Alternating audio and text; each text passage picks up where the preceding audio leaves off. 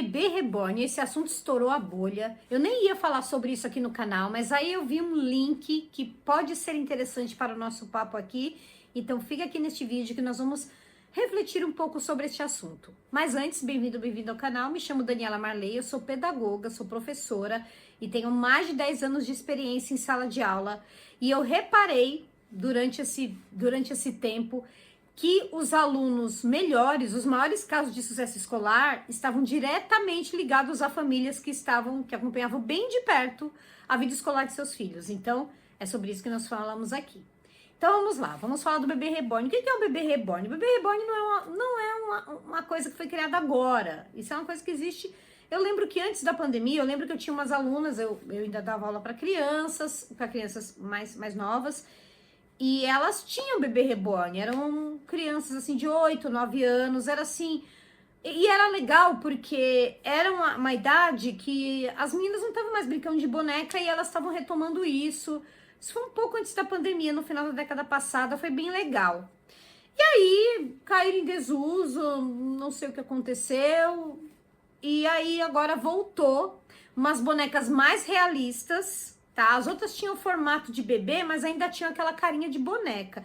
Elas têm até hoje, lá na Shopee, se você for encontrar, as mais baratinhas são assim. Elas devem ser as bonecas para crianças. Mas aí agora entraram umas bonecas muito realistas, que fecham o olho, abre e fecha o olho sozinhas, então elas dão até um certo medo em algumas pessoas, assim, lembra até o Chucky. E elas têm um peso normal, se não me falha a memória, de bebês recém-nascidos normais, em torno de 3 quilos. E aí elas têm um outro público, que é o público de adultos. Só que essas mulheres, não é simplesmente trocar de roupa e deixar numa cama. Como a gente vê normalmente, assim, muitas senhoras têm esse hábito, né? Elas têm bonecas e elas penteiam o cabelinho, colocam a roupinha e põem em cima da cama. Mas não é uma vida paralela. O que está acontecendo agora, e isso foi até mostrado em algumas reportagens na televisão, é que essas mulheres, elas vivem uma vida como se elas fossem mães dos bonecos. Elas levam para tudo quanto é lugar, elas querem os privilégios, assim, por exemplo, de fila preferencial, então faz aniversário, aquela coisa toda de um bebê. Só que, na verdade, não é um bebê, é uma boneca, né? Então, é sobre isso. Então, há muitas coisas assim, no intuito de acolher essas mulheres. Se fala muito, esse fato, né? Esse tipo de hobby está sendo normalizado. Primeiro fazendo uma comparação com hobbies de homens, por exemplo, que tem carrinhos de miniaturas, né? Assim, como a gente falou anteriormente, né? Ter a boneca não é o problema. O problema é justamente você ter uma vida paralela envolvendo a boneca, como se a boneca fosse um ser humano. Então, quando você tem aí mais de 30 anos, às vezes 40, né? Eu vi algumas mulheres ali, eu não vi a matéria que passou no Fantástico, eu vi só alguns trechos. Mas as mulheres aparentavam ali, pelo menos algumas delas, assim, até 40 anos, até mais de 40 anos. E assim, tendo esse tipo de hábito. Então, é uma coisa assim que é muito além de você ter o hobby, é muito além da coleção, muito além. E muitas vezes a gente pega assim crianças de 10, 11 anos, pré-adolescentes, que têm esse hábito, que querem brincar de bebê reborn, e às vezes a gente fala, tá velha demais, já é adolescente, mas imagina, tá mocinha, já tá... Nossa, é horrível falar isso, mas tem gente que fala, tem gente muito sem noção, já tá crescendo tal parte do corpo, porque tá chegando aquela época da puberdade. E assim, eles não normalizam a criança, mas normalizam a adulta, né? É uma coisa muito, muito louca. E isso, assim, não é normal. Assim, você ter uma vida, criar uma vida paralela na tua mente, envolvendo uma boneca como se fosse um bebê de verdade, não é normal. E se você concorda comigo, se inscreva aqui no canal, deixa o seu like aqui no vídeo, para que o YouTube recomende para outras pessoas, até porque este canal ainda está no começo. Então, estamos aí a passo de tartaruga, vindo inscritos aí 1 por dia. Aliás, eu agradeço quem já se inscreveu, mas precisamos de mais pessoas, porque os assuntos que abordamos aqui são muito importantes e eu vejo aí que não são muito falados por aí. Inclusive, essa normalização. Então, assim, falando ainda, voltando ao assunto sobre os bebês reborns, né? As mulheres que elas têm, que cultivam esse hábito, né? Muita gente fala. Então, vamos falar aí as objeções. Vamos quebrar as objeções. A primeira é sobre os homens que têm as coleções de carrinhos, né?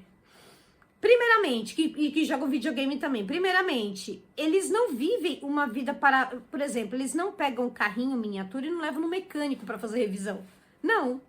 É uma coisa que fica só ali numa estante, né? É uma coisa que fica só ali. O videogame, ele é prejudicial na medida que você gasta muito tempo com ele. Mas, até onde... Não é uma vida paralela. Então... À medida que o videogame se torna o principal da vida do homem, é prejudicial, sim. Não pode ser normalizado também. Mas se é um hobby que, por exemplo, é só final de semana, o cara vai lá e pega o videogame, qual é o problema, né? Em relação também à boneca. Se a boneca é penteadinha e fica em cima da cama ou em qualquer outro lugar, qual é o problema? Né? Então, entendeu que há uma diferença aí nesse aspecto? E outra... Esses excessos, né, já dizem que todo excesso corresponde a uma falta, né? Todo excesso revela uma falta. E isso é verdade, né? Excesso de muito trato com o boneco como se fosse uma vida paralela é uma falta de alguma coisa. Ah, Dani, falta do quê? Não sei.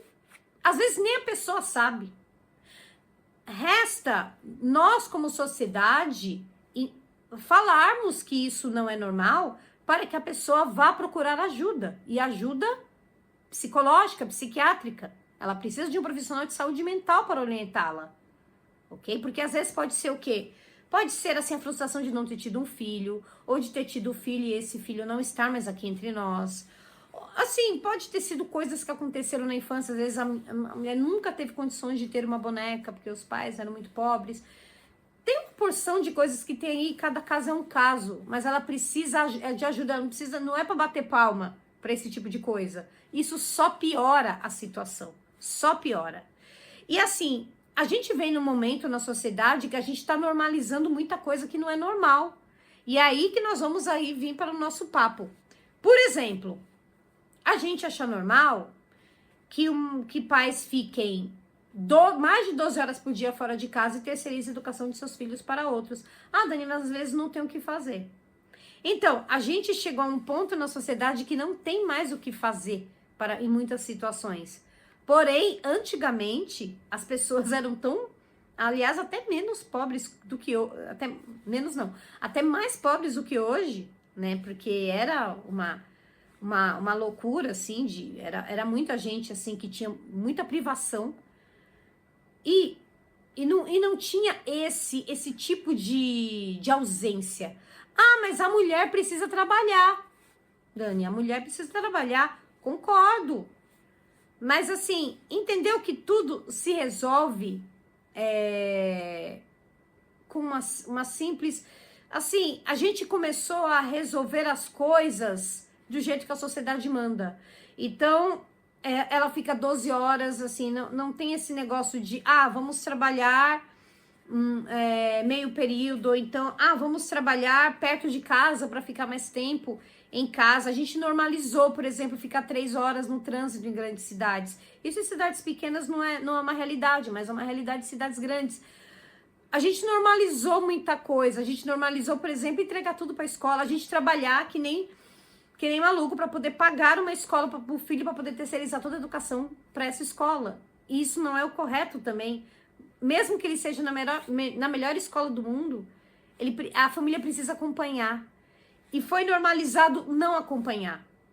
Foi normalizado terceirizar para os pais, que são os avós da criança, terceirizar para fulano, para Beltrano. Ele resolve. A criança resolve. E aí, quando a criança não quer, a culpa é dela. Porque você não faz nada. Porque você é preguiçoso. Porque você é vagar, entendeu? Então, é uma série de coisas que a gente normalizou como sociedade para seguir, tipo, um roteiro. E não é à toa que a gente tem tantos casos, tantos problemas de saúde mental nas pessoas. Tantos casos de depressão, tantos casos de ansiedade. É justamente por conta disso. Porque a gente está num piloto automático. né? A gente está muito no piloto automático. Que nem, por exemplo, o caso do rapaz que infelizmente perdeu a vida numa estação de metrô porque ficou preso entre as duas portas. Ele estava correndo atrás de um metrô que passa, ainda mais no horário de pico, era 8 horas da manhã, de 2 em 2 minutos. De 3 minutos passaria outro. Mas ele precisava pegar aquele. Entendeu? Não tô jogando a culpa nele, naturalmente, porque tem uma série de falta de segurança ali que precisa ser consertada. Mas, assim, ele correu para pegar um metrô que passa dentro de poucos minutos. A gente normalizou muita coisa que não é normal. E a gente está vivendo no piloto automático. Então, esse caso serve de reflexão para a gente entender que a maneira que a gente vive a vida vai refletir lá no fundo e vai refletir lá na frente e vai refletir em cima das crianças e dos adolescentes. Bom, e aí, como assim acompanhar? Então, eu não consigo, eu não tenho tempo. Você deve estar pensando, nossa, o que essa mulher está falando é utopia. Não, é possível sim. Inclusive, lá no meu programa de After Schooling, a gente fala muito sobre isso, sobre a questão do tempo, de como encontrar tempo entre a família para que se possa fazer o After Schooling, que é um acompanhamento mais próximo da vida escolar, da vida das crianças e dos adolescentes, ainda que os pais trabalhem o dia todo, ainda que os pais ainda precisem trabalhar, porque nós desperdiçamos muito tempo com informações assim, com excesso de informações que a gente tem, com redes sociais, procurando saber de tudo que acontece, coisas que não vão ter o menor impacto na nossa vida. E a vida dos filhos, a vida das crianças e dos adolescentes, elas têm impacto na nossa vida. Então a gente não precisa fazer um acompanhamento diário, ostensivo, todo dia. Não, a gente pode fazer um trabalho que não é todo dia, mas que tenha resultados e que seja um acompanhamento muito próximo e muito inteligente. Se você quiser saber mais sobre o programa de After Schooling, eu vou deixar o link aqui na descrição, ou no primeiro comentário, ou nos dois, tá bom? Eu vou deixar aqui para que você conheça melhor sobre isso. Se você acha que você precisa acompanhar melhor a vida escolar do seu filho, o nome do programa é After Schooling, como fazer o seu filho gostar de estudar, certo? Você realmente fazendo aquilo, mais de 5 horas de conteúdo, tá? Precinho menor do que um café, um pacotinho de café daquela marca famosa. Então, assim, você não precisa assistir tudo também, porque tem algumas técnicas que funcionam melhor, né? Para a sua família, para o seu filho, para a sua filha. Então, assim, é um programa muito legal, certo? Então, é isso que eu queria falar sobre o bebê reborn. O que você acha? Você conhece alguém que tem bebê reborn, que leva essa vida aí de cuidar de bebê reborn? Conta aqui nos comentários que eu quero saber, certo? Então, nos vemos e até o próximo vídeo.